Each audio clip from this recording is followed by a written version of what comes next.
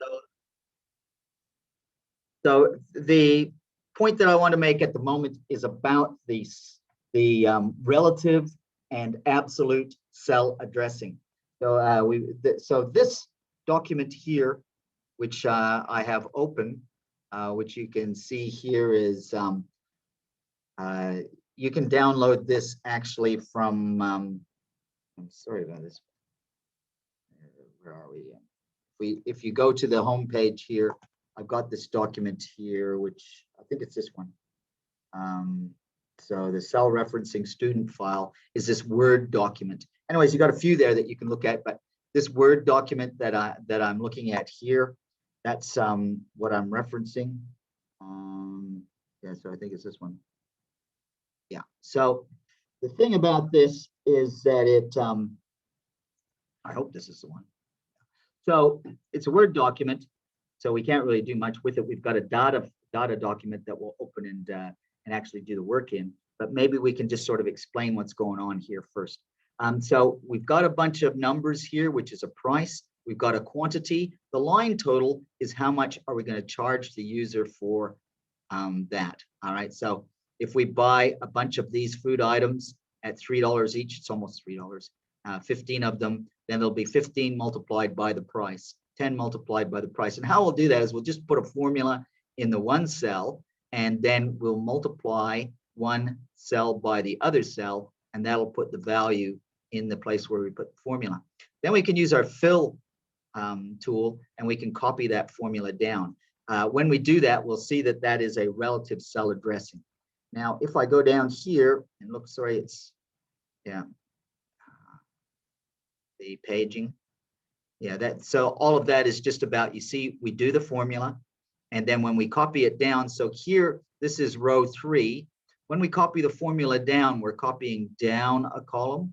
And so what will happen is that the formulas in the cells as we go down the column will change. So that'll be in the first one, B3 times C3, then the next one will be B4 times C4, B5 times C5, etc. That's relative cell addressing. That is, as we copy the formula down, what actually Excel does is it says, oh, what's in this formula here in this place is the cell beside to the left multiplied by the cell beside it to the left.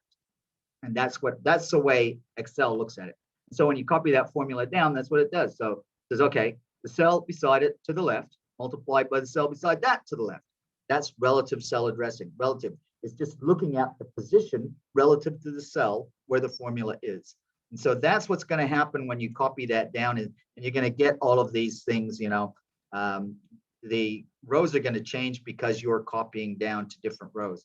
Now, what if you want to have a cell that you want to copy it and use it in more than one formula, but you don't want the relative position to change? Then you can use this dollar symbol. The dollar symbol is like an anchor or a tether. It's going to, when we do that copying down from one position to another for the formula, it's going to say, now don't look at the thing beside you or whatever. It's this exact row or this exact column. If we have $2, that means it's the exact same row and the exact same column. Every time I copy this formula that's got the $A and the $2 in it, it's going to be exactly that cell because it's going to be the exact same column and the exact same row. Now, if you only have $1 in that reference, then that $1 is going to refer to either the row or the column, depending on which one it precedes. If it's in front of the number, then that means that the row will always say the same, even though you change. You're copying this formula to different places. If you put the $1 in front of the letter, that means that the column will always be the same, even though you change the position of the formula. And so we would use that, for example, in the tax thing, right? When we put a formula in here, the formula is going to be familiar. It's going to be the formula here is going to be the thing to the left multiplied by the thing to the left of that, and then we copy that down, right? But then it's going to also be multiplied by the thing to the above and to the right. That only works for this cell, because if we go to the next cell and say to the thing above and the right, we're going to get this value here, and the next one's going to get this value. So we're going to have these messed up formula. So what we do is we say, no, we don't want this to be relative. We want it to be exactly that cell. And so what we'll do in the formula is we'll just add $1 to the column and the row, and then it'll stay the same. And so that's what is happening here. I like how they put the brackets there. It's not really necessary because you need to have brackets in mathematics. I'm sure you're familiar with the BODMAS thing, you know, brackets, order of operations, multiplication, division, subtraction, division, right? Division, whatever. But they're sorry, subtraction and addition, BODMAS, addition, subtraction. So the order of operations, because everything happening here is a multiply, it doesn't really matter. But if you put the brackets means that the whatever's inside the brackets will happen first. They're going to happen first anyways because it was before that. And so that's, I think this is very similar to the example that we did last time. Let's go ahead and see if we can do it. So I think I've got it here. Is that it?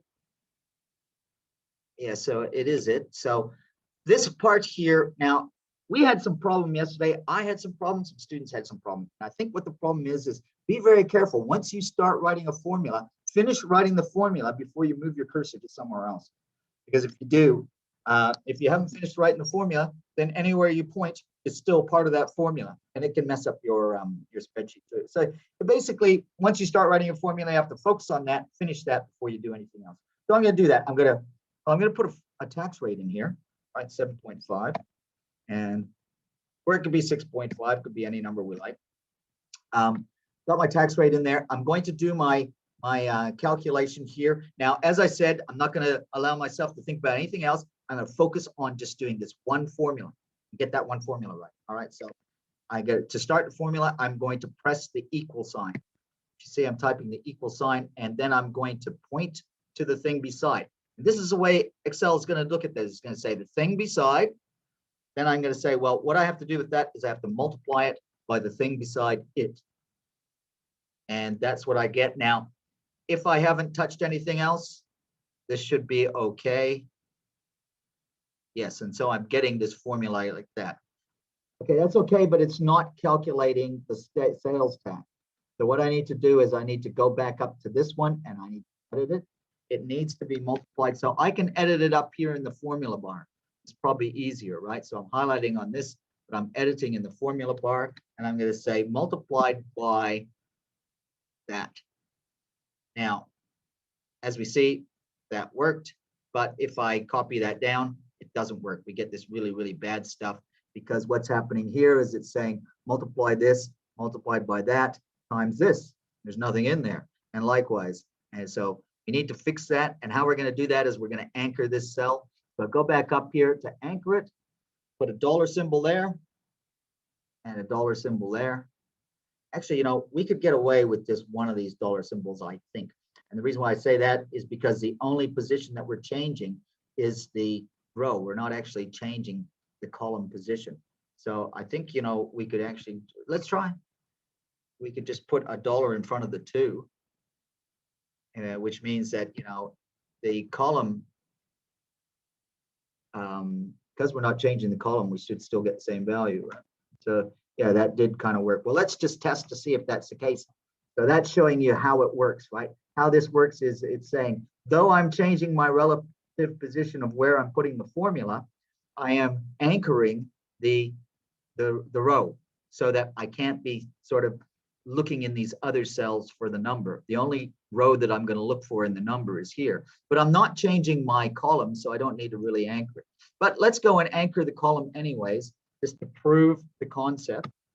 And so we've anchored the column. So I'll be careful, right? I can see I'm in an edit format, right? So I got to get out of that. What I can do is I can escape. But let's just cheat. So I have anchored that. That's fine. And then I'm going to copy that down. And we see that nothing really changed. That's how that works. This is anchoring using our dollar symbols. Now there's no formula in there. The formula's here. But anchoring using our dollar symbols. And when we change this percentage, we see that all these numbers will change. All right, they all change because they're all based on that. Now the line total, we've done this before. And basically the line total is just going to be the tax. Oh, what is the line total? I think what it is it's the tax plus this value, right? So it's going to be this times this, okay, and then it's going to be plus the value in there. I'm pretty sure that's how that's supposed to go. That makes sense to me. That didn't work because I didn't get my tether correct. And there we go. And I think that's kind of what we're supposed to do. Now, we've got another one without tax, and it's kind of the same, but it's just going to be this multiplied by that. It's going to be totally relative. It's going to be that multiplied by that. No need to use dollars. And yeah, so we can see the amount that we pay if we have tax, and it's the same order, but if we didn't pay tax, if somehow we were able to get out of paying tax. So that's that one. I want to show you, I hope you don't mind, I'm going to see, got this here. Yeah, so over here, Microsoft, I want to introduce you to some other sort of resources. So you get kind of stuck on this. You can go and do things with W3 schools. Microsoft has support. Have a look at this. This is our next topic that we're going to do. They made a little video. This video is less than 1 minute long. Look at this. And then we're going to go.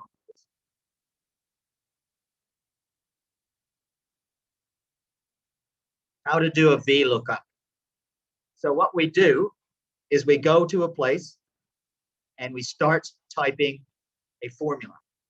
So that's what you do in the thing. He's typing a formula, VLOOKUP, vertical lookup, and it gives you help. See the help it's giving you? All that help in there. And it's saying, okay, this is the thing I want to look up. I'm going to look up in this table here and see the value that comes with apples. So he says the thing he wants to look up, that's A7.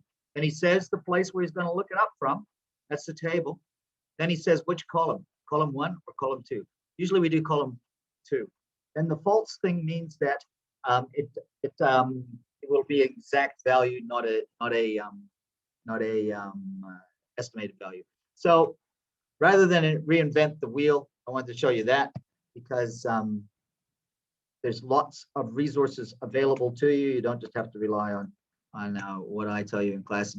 That would be found with a very, very short Google search. And there's lots of stuff like that. Microsoft is as you know, a very well-known company. And so they have very good support. And so how you could find something like that if you wanted to get help, here's the search that I did to get that in Google. And then I just looked and found that, you see, there's a lot of stuff there for, I would look under Microsoft VLOOKUP because that's what we're doing. That brought me to this, and there's a nice little video.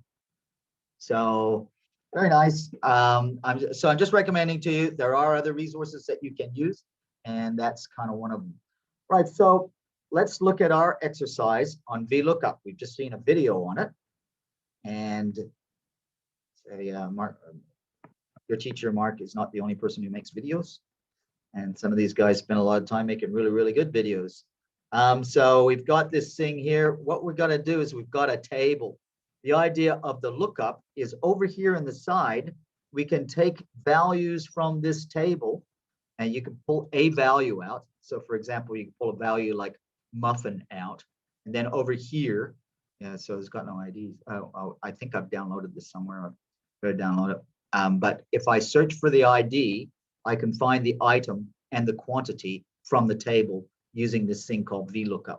There's two other lookups that work in Excel. One's called XLOOKUP, which will look in any direction, and the other one's called horizontal lookup. The idea of vertical lookup is that you have a table which is structured like this in rows. You find a value. Oh, there's the ID. The IDs are 1 through 15. You find a value in your data that you want to use as an index. So here we're going to use the ID. We could say the number 13, and then here we could pull up the details. Should be lasagna beef and quantity. And so when we do that, we have to say what is the item we're looking up. So we could say we'd put a number in here. And here would be our lookup. So what we'd do is we'd actually fill some data in here. We'd put a number. Here we'd do a VLOOKUP, and here we'd do another VLOOKUP. This is kind of fun. Let's go ahead and do it. All right, so I think I've got this downloaded. If I haven't got it downloaded, we'll do it. Yeah, there it is. It is an Excel spreadsheet. So let's go ahead and have some fun with that one. There it is. Okay, so there's our instructions. Create a data validation for the ID. Data validation for the ID, we'll have a look at that a bit later, actually. Use the date validation field, because I don't know why that's snuck in there, because we're not actually doing date validation here at the moment. Let's focus on the VLOOKUP, because that's what we're here for. So I'm going to take a number here, one of these numbers. What do you like? Oh, red confidence. That's number 12, right? And so in here, I'm going to make my VLOOKUP table. So I'm going to start by pressing equals, and then I can start editing this VLOOKUP. As soon as I type V, I get all the V things, right? And there's a VLOOKUP. Now, when I go for VLOOKUP, I get all of this help. Look at that, right? So don't waste the help. It's there for you. And this is basically explaining to you, if you couldn't remember, what am I trying to do? So I've got a bunch of fields that I need to put into this command. One of them is the lookup value. Well, the lookup value is right above me. It's right there. That's the lookup value. Its value is 12. I could have actually written the number 12 there. Now I have to say, well, where is it found? It's found in this array here. So I highlight where is all the data. Then I need to say what value I want to find. So then I can count the columns. Column 1, column 2, column 3, column 4. Hold on. And so I want column 2. And then do I want exact, or do I want, so now I can say exact match or approximate match. Okay, so approximate match would be if you're looking for a range of values. But in this case, it's a specific value. So we're going to go for false. And then we just close our command, and boom, it's telling me that number 12 is Tide Laundry. Well, I was looking for red colored is actually number 11, right? So number 12 is Tide Laundry, and I could do the same for the value below. So make sure that I know what my cursor is doing. Press the equal sign, and then I'm going to go and do the VLOOKUP.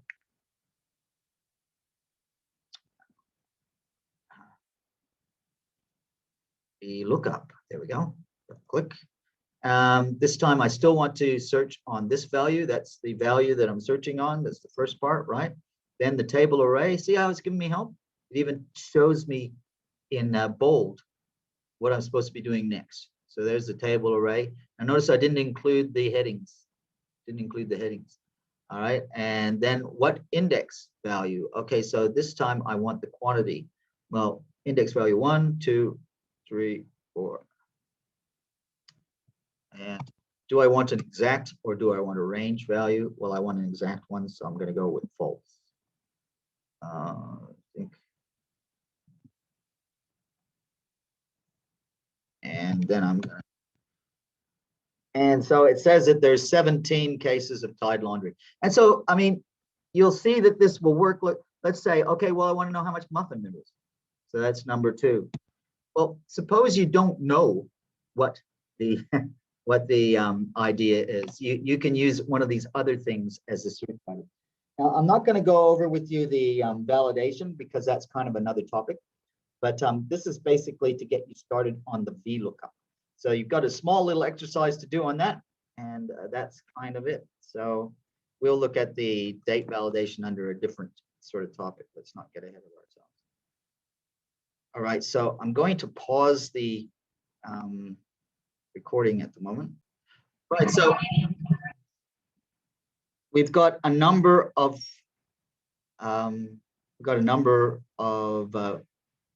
worksheets in a spreadsheet, and they are related to each other in that you could see that the second one, the catering invoice, is built by taking data from the other worksheets. And so, for example, the line total for the food and beverage must come from, well, hold on.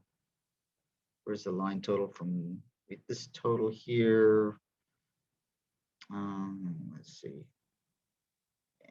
Plates, yeah, that's right. So paper, there must be a food and beverage one here. Yeah, okay, yeah. So the line total for the food and beverage comes from the menu order. This number here is going to end up in this value here. And then the value for the paper goods is going to come from the paper goods page. Now the paper goods page is going to be requiring a calculation, and the calculation is going to be the thing beside it multiplied by the thing beside that multiplied by the tax rate.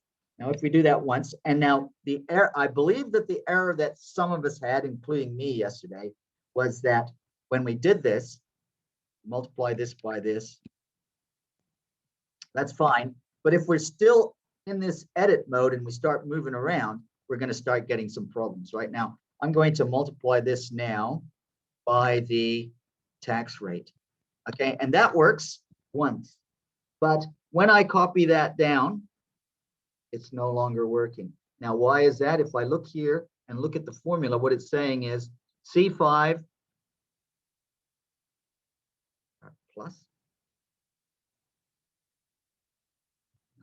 This is wrong. It should have been multiplied by, right? So, well, so I changed that plus to a multiply. That'll change the formula a bit. All right, so that's a bit better. Multiply, but it's still wrong. It's so wrong. Now, why is it wrong? If we look here and see, what we're getting is the thing beside it multiplied by the thing beside that multiplied by this thing here. If you look, this is row 3, right? And it's saying multiplied by E3. E3 is just a value, and that's why it comes up with this error value. And likewise with the same. So we want to copy this formula down. This one is working, right? It's this value here multiplied by this value multiplied by that value. It's working. So to make it so that we can copy it, we're going to make it an absolute cell address. We can do that by fixing the row, by putting a dollar in front of the number. That would work. If we wanted to be double careful, we could put a dollar in front of the column as well. But we're not changing the column, but just fixing the row makes that work. Now the line total should be, yeah, so it's this times that plus that. So that's working okay. Now, what we do now from yesterday's exercise, I hope that makes sense. I'll go back and do this line total. Well, let's highlight and delete all those. Line total is going to be, we're going to get the unit price. We're going to multiply that by the quantity, and then we're going to add to that the sales tax, and that'll give us our line total. And then we can add all those, and we get, so there's our line total. So line total is how much do you actually pay. So this is like in the United States or Canada. What happens there is the amount that you pay is going to be the quantity times the price, and then you add the sales tax afterwards. And so that's how we've done the formula. We always use the business rules to put them into our spreadsheet. And so that's worked. Now, if we go to the catering invoice, there's nothing there, but we'll fix that after we go to the menu order, because the menu order works the same way. We're going to take the thing beside us and multiply that by the thing beside it, and then multiply that by the tax rate. And then we're going to fix the tax rate so that the row is fixed and cannot change. Then we're going to copy that down into the other cells. The line total, same thing. It's going to be the unit price again, multiplied by the quantity added to the sales tax. And then we're going to copy that down. Now, then the catering invoice has to reference those totals. So we need this number, which is the total for the this value for the paper goods, and we need this number, which is the total for the food items, and they need to be in here. So how I do that is you just do it with an equal sign, equal, and then you just point to them. What do I want there? Oh, I know, it's in this file. I mean, it's in that page. That's what I want. And when I've highlighted the thing that I want, I'm hitting my enter key. And that goes in that place. 241 is this number here, 241. So I put that in there. And if I look at the formula, how it works, what it actually says in the formula bar is from the paper goods page, the paper goods worksheet, take the exact value of 1113 from the cell E13. And so I'll do the same for the menu order. I'll say what I need for the menu order comes from the menu order worksheet. So I've started the formula. I'm in a formula. Before I move, I'm in a formula. And then while I'm still in the formula, see it says, oh, you've moved to the worksheet menu order. And now you've chosen that field. Fine, enter, and that value has gone in there. Now I'm not, so I think where people might have got confused yesterday is when you're moving around while you're writing a formula and when you're moving around when you're not writing a formula. So we had to do that while we were writing a formula. Now we're done writing formulas. There's nothing in the formula bar. And so we're going to move and fix the last thing. The last thing is just what's the price of things if we didn't have tax? No tax. And so that's just going to be the quantity times the unit price. And you could use that as a comparison. Yeah, so you can see that this is the total of 572 and 537. Now, is there anything on the catering invoice that separates it? No, there isn't. And that's how that works. What other stuff have we got? This is just a number that's been entered, so it doesn't come from a formula. Okay, this has come, the service fee is going to be the value from C4. Okay, so it's the food and beverage. It's nothing to do with the plates or cups or anything. So we take the food and beverage amount and add 18% to it. And that's a service charge. And in fact, that's what it says here, food and beverage times 18%. Okay, so I hope that helps.